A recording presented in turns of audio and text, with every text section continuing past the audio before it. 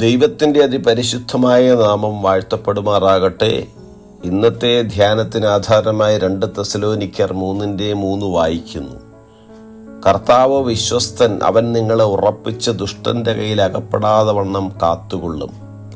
ക്രിസ്തുയേശുവിൽ ഏവർക്കും സ്നേഹവന്ദനം. ജീവിതത്തിൽ നിരവധി വെല്ലുവിളികളെ അഭിമുഖീകരിക്കേണ്ടി വരുമ്പോൾ ദൈവം നമ്മെ ബലപ്പെടുത്തുമെന്നുള്ള വാഗ്ദാനം ഈ തിരുവചനത്തിൽ നൽകപ്പെട്ടിരിക്കുന്നു.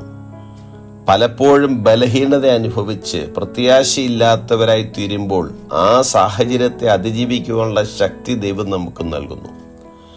അധ്യായ ആരംഭത്തിൽ തെസ്സലോനിക്കരോട് ദൈവത്തിൻ്റെ വചനം തങ്ങളുടെ അടുക്കൽ എത്തിയതുപോലെ വേഗം വ്യാപിച്ച് മഹത്വപ്പെടുവാനും വല്ലാത്തവരും ദുഷ്ടന്മാരുമായ മനുഷ്യരുടെ കയ്യിൽ നിന്ന് വിടുവിക്കപ്പെടുവാനും തനിക്കും കൂട്ടർക്കും വേണ്ടി പ്രാർത്ഥിക്കുവാൻ പറയുന്നു.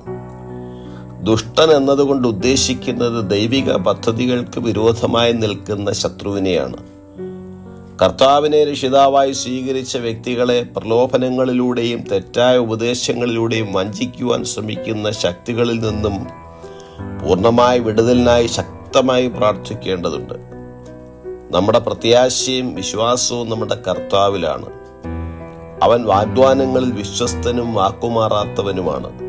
ആവർത്തന പുസ്തകം 7:9 നാം ഇങ്ങനെ വായിക്കുന്നു: ആകയാൽ നിന്റെ ദൈവമായ യഹോവ തന്നെ ദൈവം, അവൻ തന്നെ സത്യദൈവം എന്ന് നീ അറിയണം.